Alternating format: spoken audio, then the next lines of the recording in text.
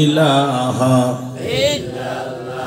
লা ইলাহা ইল্লাল্লাহু মুহাম্মাদুর রাসূলুল্লাহ সাল্লাল্লাহু আলাইহি ওয়াসাল্লাম। বন্ধন আমার, ভাইয়েরা আমার, আপনি যদি কোরআন শরীফকে প্রশ্ন করেন, কোরআন তোমার একটু বাড়ি কোথায়,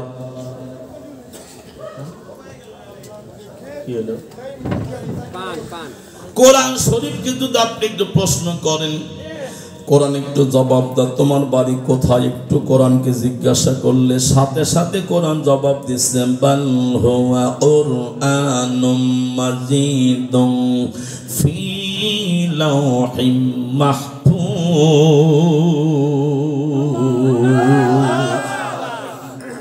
কত সুন্দর করে কোরআন আপনাকে জবাব দিচ্ছে। আমার বাড়ি লাউহে মাহফুজ, আল্লাহু আকবার কি বলা যাবে না? সংরক্ষিত ফলকে আমার প্রথম পরিচয়। আপনি যদি বলেন কোরআন, পৃথিবীর জমিনে তুমি কবে আগমন করছো, কখন আগমন করেছো, তুমি এসেছো কবে? বিয়ে যদি একটা আত্মীয় বাড়ি আত্মীয় আসে, দেখালে ভাই কবে আইছেন, কথা বলে না কবে আইছেন। আপনি কোরআনকে জিজ্ঞান কোরআন তুমি পৃথিবীতে কবে আইছো, কখন আইছো, সঙ্গে সঙ্গে কোরআন জবাব দিচ্ছে শাহরু রমাদানাল্লাযী উনজিলা ফীহিল কুরআন।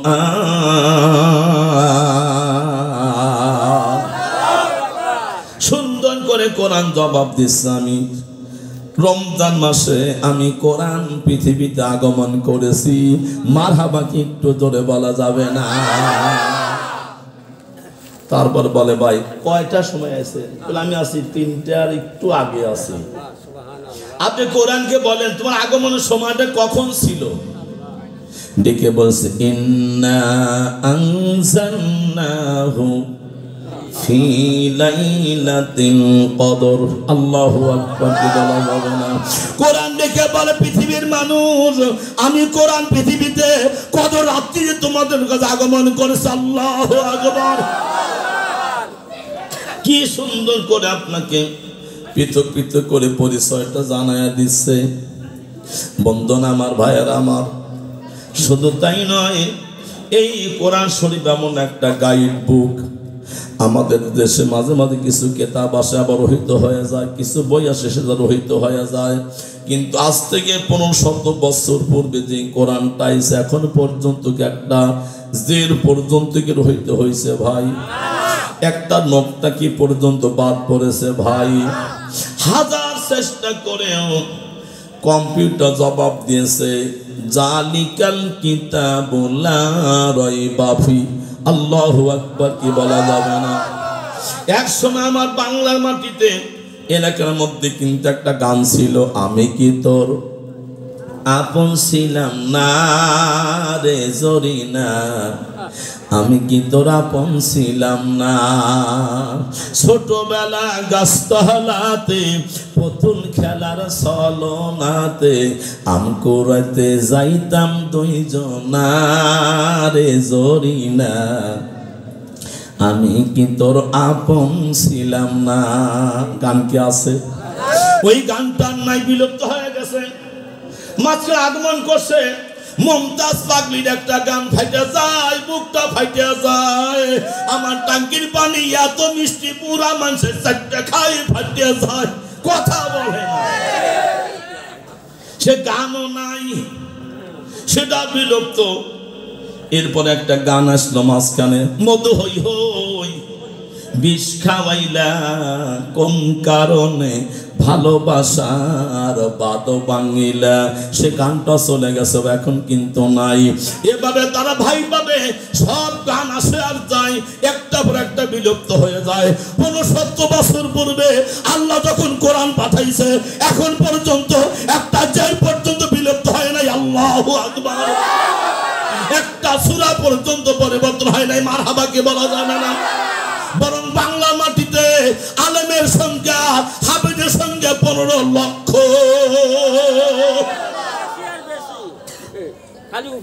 বাংলা মাটিতে হাফেজে কোরআন 15 লাখ, এটা মারহাবা বলেন।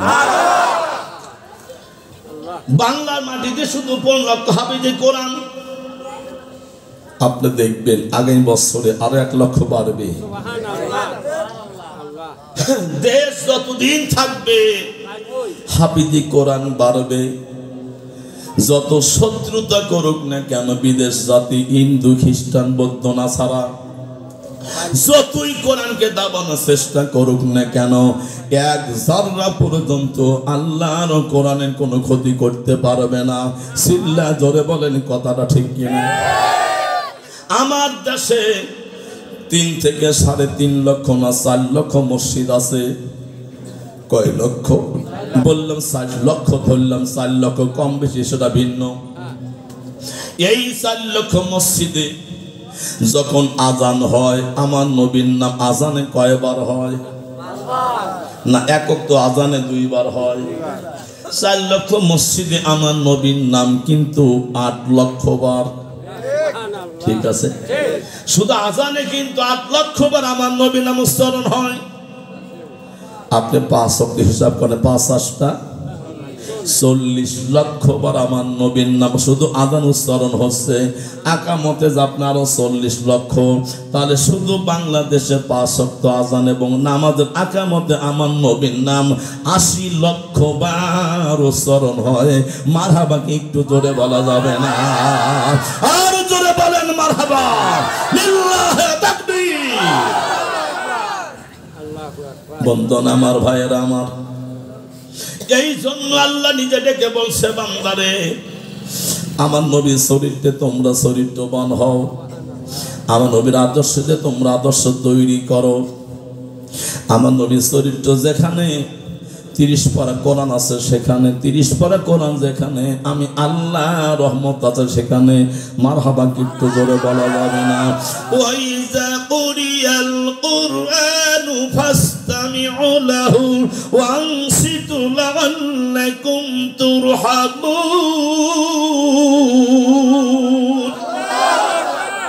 কত সুন্দর করে আল্লাহ বর্ণনা করতেছে।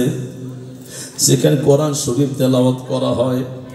ওয়াইজা কুরিয়াল কুরআন, যখন কোরআন শরীফ তেলাওয়াত করা হয়, ফাসতামিউ লাহু, তোমরা কোরআন শরীফ শ্রবণ করো, আনসিতু, তোমরা নীরব থাকো, লাআল্লাকুম তুরহাম, আশা করি তোমাদের উপরে আল্লাহ রহমতে সকিনা বর্ষিত হবে। সুবহানাল্লাহ কি বলা যাবে না? বন্ধন আমার ভাইয়েরা আমার, আমরা এত বুঝাই, তারপর আজকে মুসলমান কোরআন বিপক্ষে কথা বলে। আমি তাদের বলি, কদম ধরে বলি, ভাইজান কোরআনকে তারা বিরোধিতা করার চেষ্টা করো। হিন্দুদের দিকে তাকাও, নাসারার দিকে তাকাও, খ্রিস্টানের দিকে তাকাও, ওরা কোরআনের বিরোধিতা করতে গেল কালাম পরে মুসলমান হয়ে গেছে। আল্লাহু আকবার। তুমি মুসলমানে বাঁচতে হয় কোন জ্ঞানে কোরআনের বিরোধিতা কথা বলো? তুমি কেমন করে কোরআনের বিপক্ষে যাও? একবার কি তোমার বিবেককে বাধা দেয় না?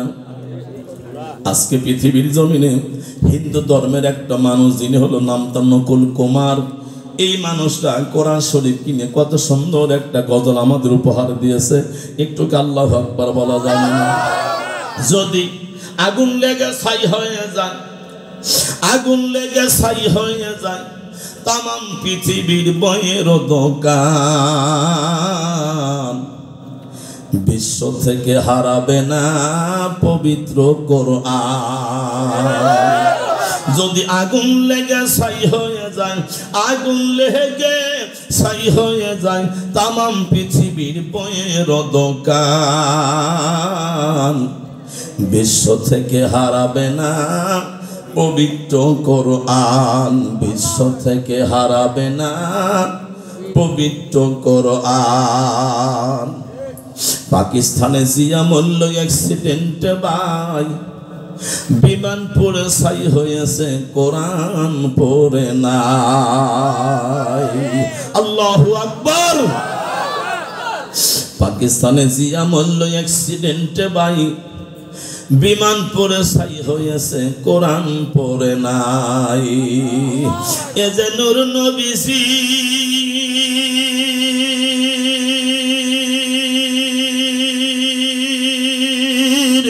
শত সাধনা আমার আল্লাহ রব্বুল আলামিনের দান বিশ্ব থেকে হারাবে না পবিত্র কোরআন। বলেন বিশ্ব থেকে হারাবে না পবিত্র কোরআন।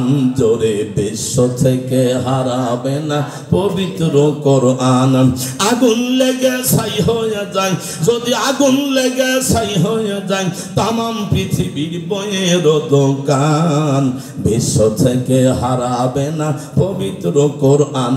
বলো বিশ্ব থেকে হারাবে না পবিত্র কোরআন। নাহনু নাযালনা যিকরা ওয়া ইন্না লাহু লাহাফিজুন।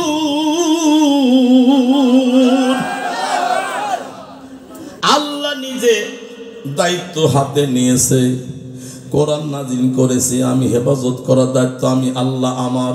আল্লাহু আকবার কি বলবেন না?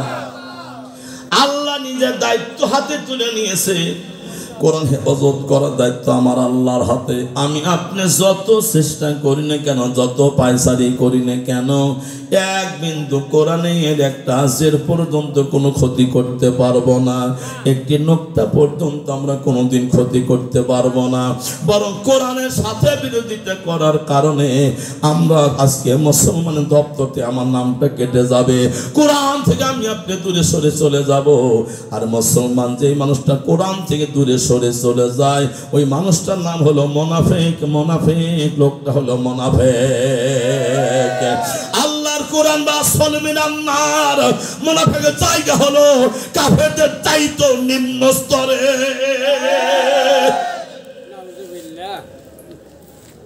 সর্বনিম্ন স্তর হলো মুনাফিকের জায়গা, সেটা হলো মুনাফিকের মানুষের মুসলমানের ভিতরে। কাফের তো কাফেরই, মুনাফিক তো নাই, ওরা তো কাফেরই।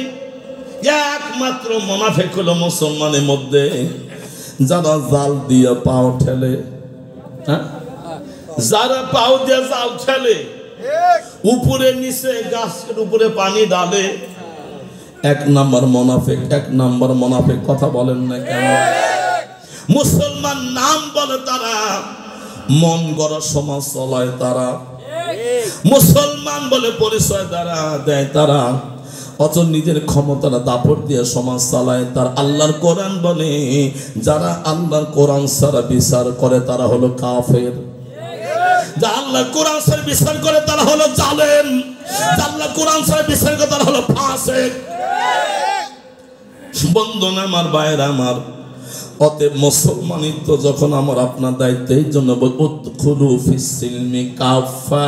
তুমি যখন ইসলামের মধ্যে ঢুকে পড়েছো, পুরোপুরি মুসলমান, ইসলামের মধ্যে তুমি সম্পূর্ণ তোমাকে ঢুকতে হবে, পূর্ণাঙ্গ তোমাকে পুরো জীবন কোরআন দিয়ে তৈরি করতে হবে। আখিরাত যেদিন কায়েম হবে, কোরআন শরীফটা গিয়ে বান্দার ডান পাশে দাঁড়ায় যাবে। আল্লাহ দেখে বলবে, কোরআন এখানে কেন তুমি ফাঁকে যাও? বলে কেন? বলে আল্লাহ দেখে বলবে, কোরআন রে তোমার বান্দা, আমার বান্দা তো জাহান্নামী, নেকির পাল্লা হালকা, বদির পাল্লা ভারী, সে জাহান্নামের খড়ি। আল্লাহ কোরআন সুন্দর করে ডেকে বলবে, আল্লাহ তোমার বান্দাকে জাহান্নামে দাও, তাতে আমার দুঃখ নেই, আমার আপত্তি নাই, কিন্তু আমার একটা কারণ হলো তোমার বান্দা প্রতিনিয়ত কোরআন শরীফ তেলাওয়াত করেছে, তোমার বান্দা কোরআন পাঠ করেছে, সকালবেলা প্রতিনিয়ত কোরআন পড়ার কারণে আমি তোমার বান্দা আর বন্ধুর পরিচয়তে কোরআনের পাশে দাঁড়ায় গেছি। একটা ভাইকে সুবহানাল্লাহ বলা যাবে না?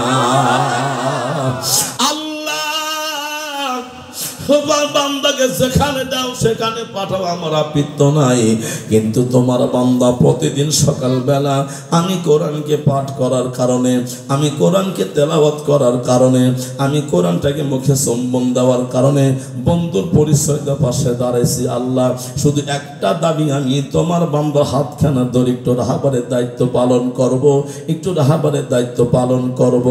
আল্লাহ ডেকে বলবে, কোরআন রে আমার বান্দার পাশে যখন বন্ধুর পরিচয় দেয়া রাহাবারের দায়িত্ব পালন করার জন্য ইচ্ছা পোষণ করছো। কোরআন রেল আমার বান্দা হাজার গুনাহ করার পরও জাহান্নাম যখন অজীব হয়ে গেছে, তুমি কোরআন সমর্থন দেওয়ার কারণে আমি বান্দার জীবনের সব গুনাহ মাফ করে দিলাম। হাত রাহাবার হয় আমার বান্দাকে জান্নাতের পথ তুমি দেখায়া দাও। সুবহানাল্লাহ, জোরে কর। বন্ধনা আমার ভাইয়েরা আমার,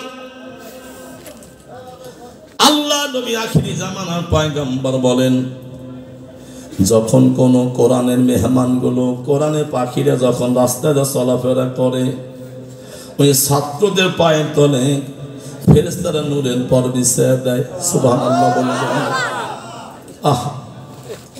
হাই স্কুলের ছাত্রদের জন্য হাদিসটা নয়, প্রাইমারিদের জন্য নয়, ইউনিভার্সিটির জন্য নয়, বিশ্ববিদ্যালয়ের ছাত্রদের জন্য হাদিসটার কিন্তু নয়, ছোট্ট ছোট্ট কোরআনের পাখিদের জন্য আমার রাসূল বর্ণনা করছে। ছোট ছোট কোরআনের পাখিরা যখন রাস্তায় চলাফেরা করে, ফেরেশতাকে অমনি করে পায়ের তলে নূরের পর বিছিয়ে দেয়। বলে, কোরআনের পাখিরা আমার বুকের উপর তোমরা কদমটা রাখো, আমাদের জীবনটা ধন্য হয়ে যাবে, আমাদের জীবনটা ধন্য হয়ে যাবে। একটা বার কি সুবহানাল্লাহ বলা যাবে না? হবে যে কোরআন আল্লাহ কত মর্যাদা দিয়েছে, কোরআন পাখিদেরকে আল্লাহ কত ইজ্জত মর্যাদা দিয়েছেন। আল্লাহর ওলি ইমাম গাজ্জালী রহমাতুল্লাহ আলাইহি, উনি অত্যন্ত ভালো ছাত্র ছিলেন।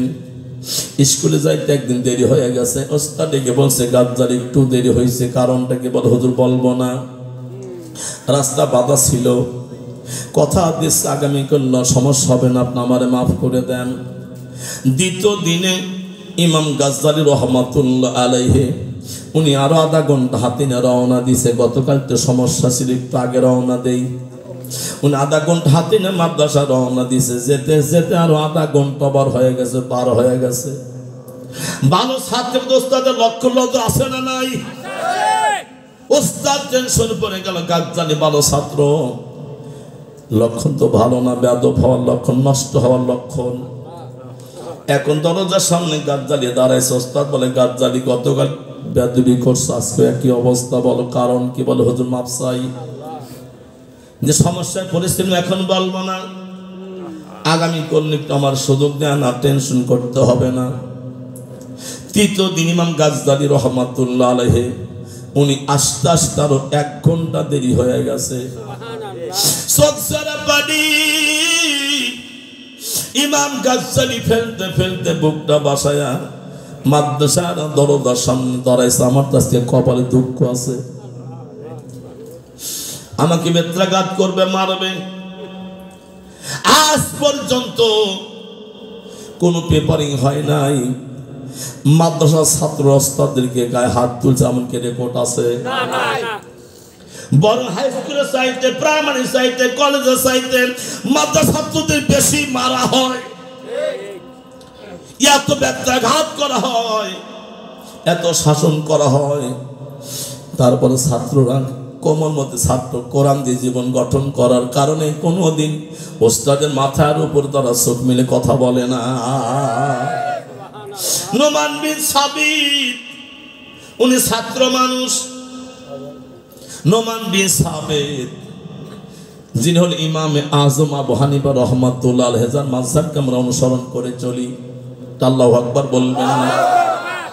ছাত্র মানুষ, গরিব মানুষ, স্যান্ডেল কেনার শক্তি ছিল না।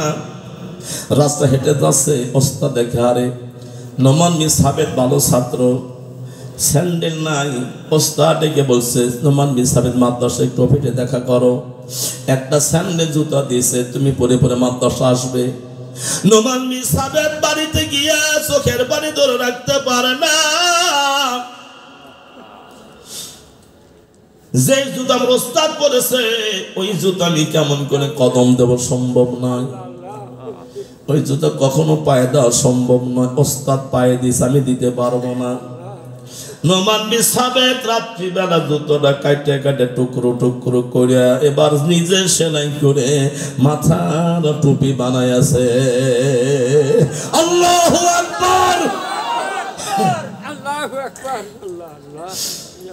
মাদ্রাসায় যাচ্ছে, মাথায় টুপি, উস্তাদের মাথার জুতো। ওস্তাদ মাথার দিকে লক্ষ্য করে নাই, পায়ের দিকে তাকাইছে, নোমান বিন সাবেদের পায়ে জুতো নাই। ওস্তাদ রেগে ফাঁস, এত বড় আসপর্দা, আমার জুতোকে এনকার করছিস, জুতো অবজ্ঞা করছিস। নোমান বিন সাবেদ অফিসে দেখা কর। দেখা করতে গেছে এই বাড়ি না সেই বাড়ি, মারতে মারতে জমিনে ফেলে দিয়েছে, জায়গা জায়গা কেটে গেছে। নোমান বিন সাবেদ চোখের পানি ফেলে কেন্দে বলে, হুজুর এত মারা মারলেন, একটু কারণটা বলবেন না? বলে, আমি তোকে সব করে একটা জুতো দিলাম, আমার জুতোটা তুই অবজ্ঞা করে ফেলে দিয়াসনি, কেন পায়ে দিলি না? নোমান বিন সাবেদ চোখের পানি ফেলে কেন্দে বলে, হুজুর আপনি আমার পায়ের দিকে তাকাইছেন একবার, মাথার দিকে একটা বার আপনি আমারে তাকান। ওস্তাদ নোমান বিন সাবেদের মাথার দিকে তাকা দেখে ওই সান্ডের কেটে টুকরো করে করে মাথার টুপি বানাইছে। আল্লাহু আকবার। ছাত্র কাকে বলে? কোরআনের প্রেমিক কাকে বলে? আদর্শ ছাত্র কিভাবে তৈরি হয়, কোথায় হয়? আপনি কোরআন খুলে দেখেন, কোরআন পড়ে দেখেন। বন্ধুরা আমার, ভাইয়েরা আমার, ওস্তাদ হতভম্ব হয়ে গেল। আর আমি তো ভুল করেছি, আমি তত খেয়াল করিনি। আল্লাহ রাসূল বলেন, তিনজন ব্যক্তি দোয়া করতে দেরি আরো স্বাধীন পর্যন্ত দেরি হয় না। আল্লাহু আকবার। দোয়া করতে দেরি, মুহূর্তের ভিতরে আল্লাহর আরশ পর্যন্ত পৌঁছে যায় তিন ব্যক্তির দোয়া। তার ভিতরে একটা হলো পিতা মাতার দোয়া। ওস্তাদ হলো পিতা মাতা।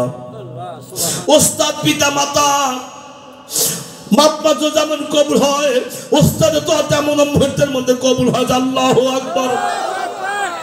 এক বিন্দু ওস্তাদের সাথে বেয়াদবি করলে ইলম হবে না, ইলম কখনো হবে না।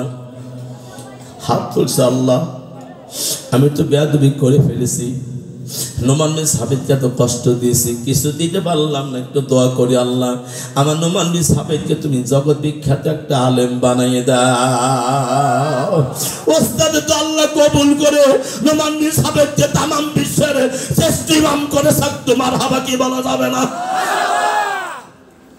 বন্ধন আমার, ভাইয়েরা আমার, ইমাম গাজ্জালি দ্বারা আছে, ওস্তাদ মারবে, 3 দিন বেয়াদবি করছিস। ইমাম গাজ্জালি বলে, হুজুর মারবেন না, একটু সুযোগ দেন, কথাগুলো বলি।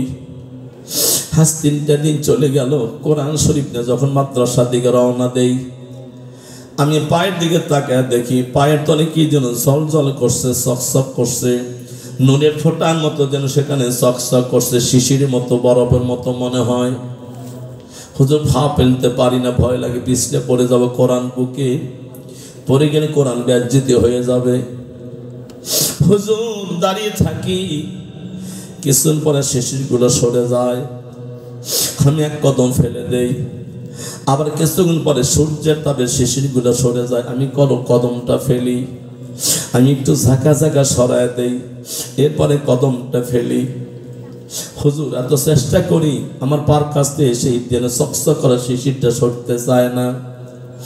ওস্তাদ বুঝতে বাকি রইল না, আমার হাদিস তো কখনো মিথ্যা হতে পারে না। ব্যস্ত ফেলে দিলাম গাজ্জালিকে, বুকের সাথে জড়িয়ে বলে, গাজ্জালি রে, ওটা শিশির করা বলো গলা পানি নয়, আল্লাহ ফেরেশতা তোমার পায়ের তলে নূরের পাহাড় বিছাইয়া দিয়েছিল। মারহাবা কি একটু বলা যাবে না? তাকবীর, তাকবীর।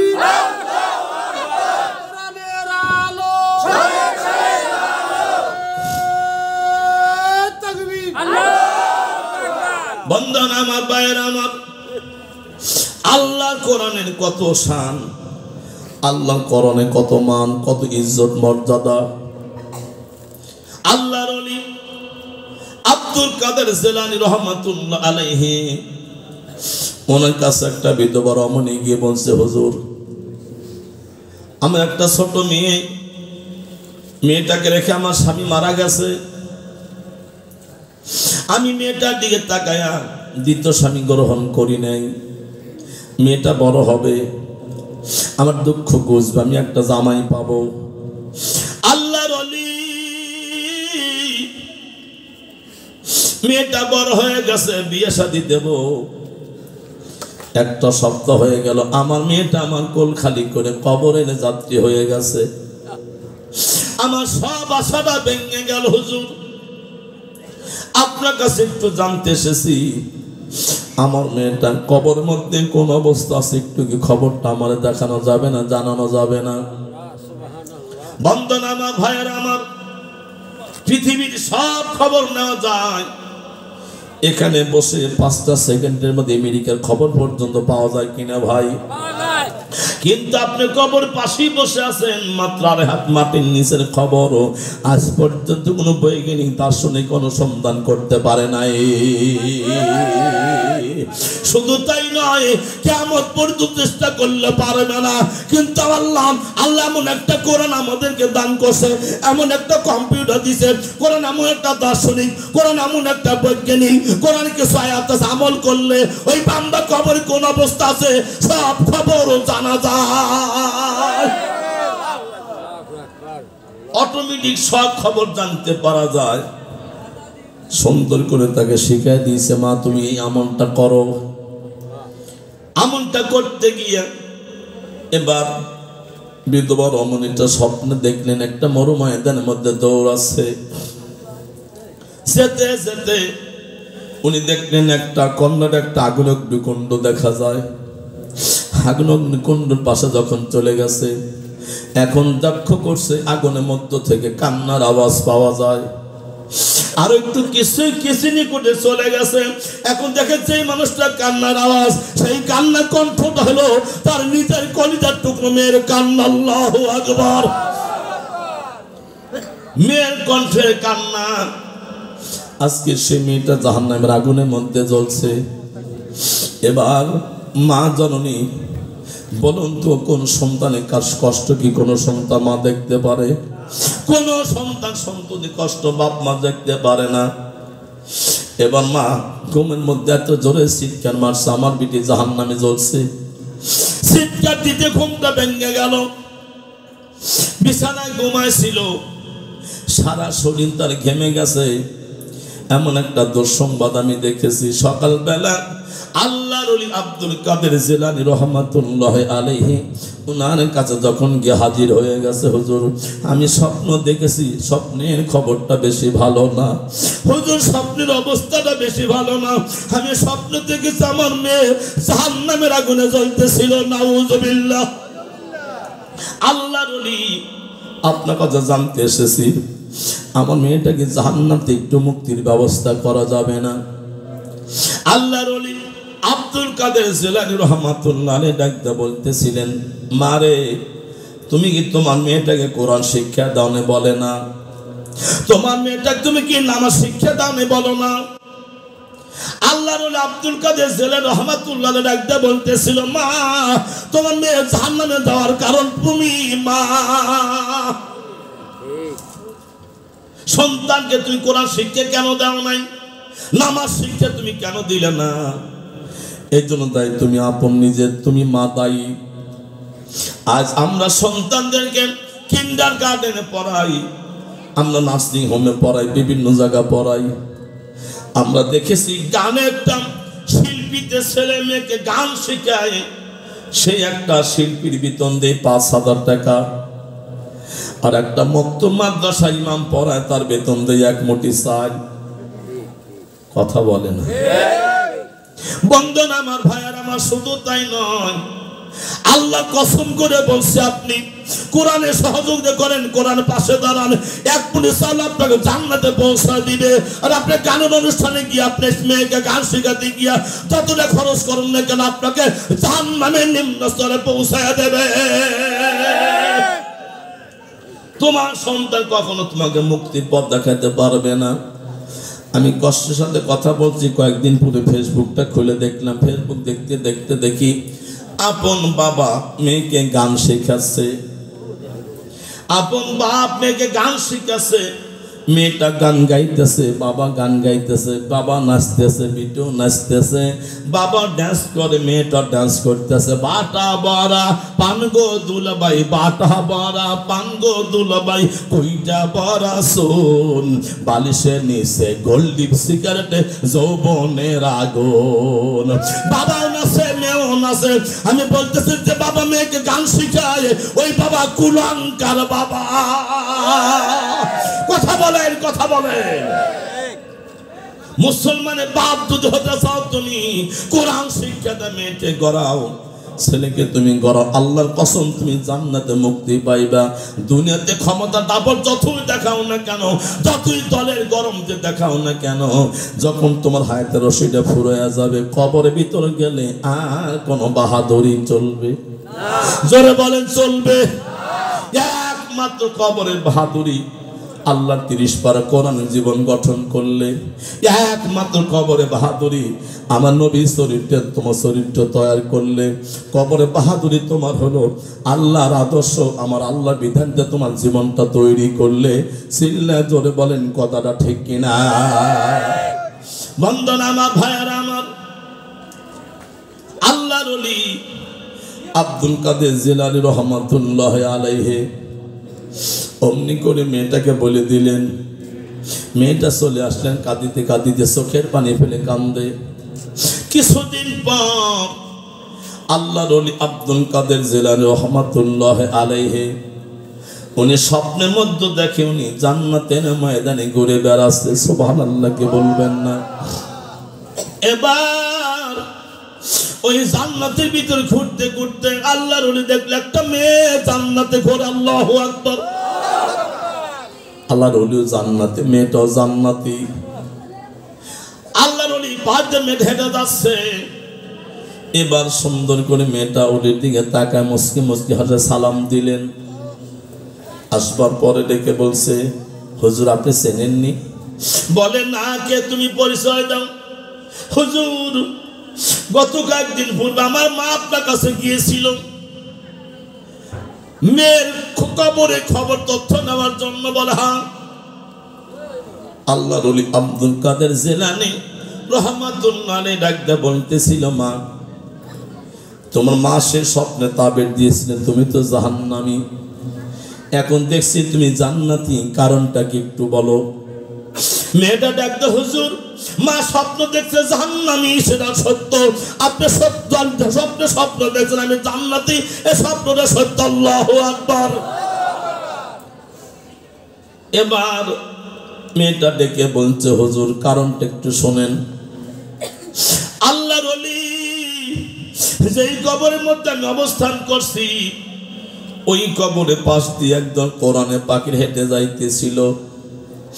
ওই কবর পাশ দিয়ে একদল কোরআনে পাখি হেঁটে যাইতেছিল। ওই কোরআনে পাখিরে হাফিজে কোরআনেরা, কোরআনের ছাত্ররা কবরস্থানের পাশে দাঁড়িয়ে একটু ফাতিহা শরীফ পড়ে আমাদের জন্য দোয়া বকশিয়ে দিয়েছে, আমাদের জন্য একটু কোরআন শরীফ তেলাওয়াত করে দোয়ার সওয়াব রেসানি দিয়েছে। আল্লাহর ওলি ওই কোরআনে পাখিদের দোয়ার কারণে, সূরা বকশি ফাতিহা শরীফ বকশিদের কারণে আল্লাহ তাআলা শুধু আমাকে নয় তামাম কবরবাসীদের মাফ করে জান্নাতে মেহমান বানিয়ে দিয়েছে।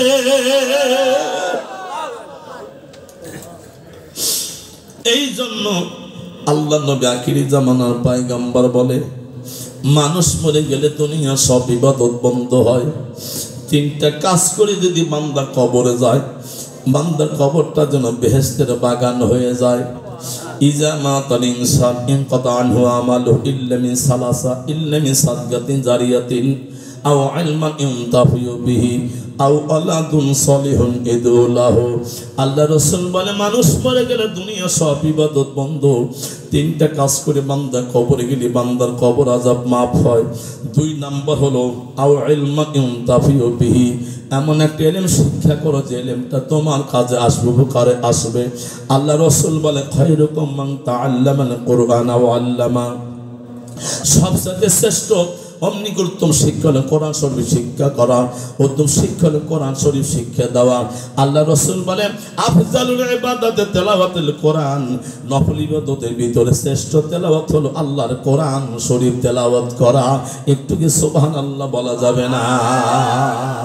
বন্ধন আমার, ভাইয়েরা আমার, 3 নাম্বার হলো আওয়ালাদুন সালিহুন ইদুলাহু, আল্লাহু আকবার। একটা যদি নেক সন্তান রেখে কবরে যাওয়া যায়, একটা নেক বেটা রেখে কবরে যাওয়া যায়, ওই নেক সন্তানের কারণে আমার রাসূল বলে বাপ মা জান্নাতি, বাপ মা জান্নাতি, বাপ মা জান্নাতি। একমাত্র নেক সন্তান সম্ভব হয় রাসূলের মাদ্রাসা তৈরি মাধ্যম দিয়া, কোরআন পড়া মাধ্যম দিয়ে সন্তান তৈরি করা সম্ভব হয়। আজকে আপনাদের প্রাণপ্রিয় প্রতিষ্ঠান গ্রামে 2টা প্রতিষ্ঠান, একটা হাফিজি মাদ্রাসা, একটি সকন্দ্রেপ্তি মাদ্রাসা। আরে যেখানে ছোট্ট ছোট্ট সোনামণিগুলো কোরআন শেখে। আমার এই বাবাজি এখানে কিনসনে ফাউন্ডেশন একটা কোরআন শিক্ষার আসর শুরু করছে, একটু আলহামদুলিল্লাহ বলবেন না?